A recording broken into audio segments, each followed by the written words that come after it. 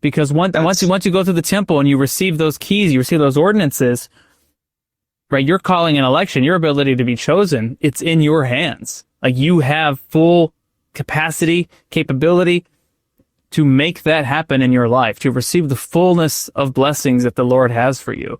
And this is a message that I want for all of us to understand, is that you don't go to the temple, get your endowment, get sealed, and you're done. That's not the covenant path. The covenant path is go to the temple, participate in those ordinances, and then move forward with covenant confidence and make your calling and election sure.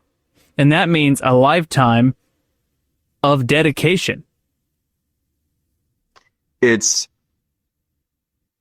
is so important, because I think we get these, not all, but there are definitely members of the church, and in the past, myself included, where we mistakenly interchange the power of the priesthood and the authority of the priesthood and think that they're one and the same.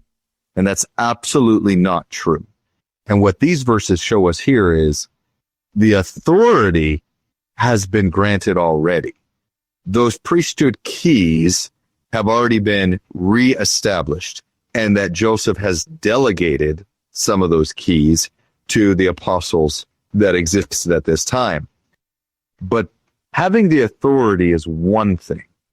Having the power that authority makes available is something entirely different.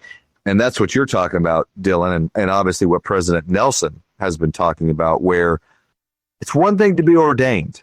It's one thing to have the keys given to you or the authority bestowed upon you. It's a thing entirely different to now exercise that authority with power. And to your point, it comes directly from the temple, period, end of story.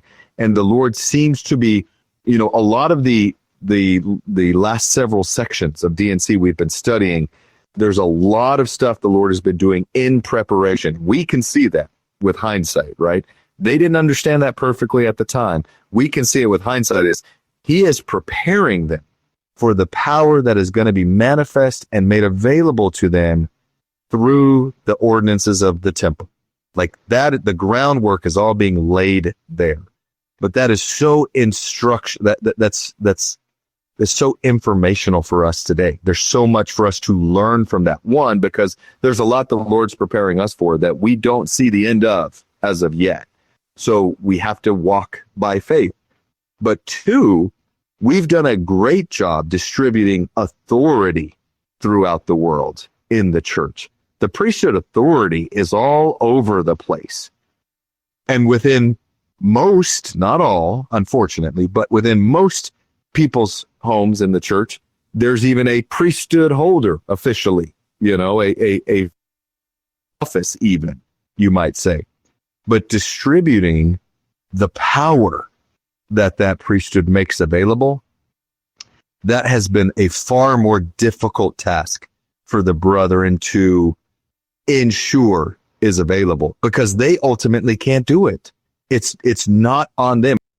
Thank you for watching. If you found this content spiritually enlightening, please like, comment, and subscribe.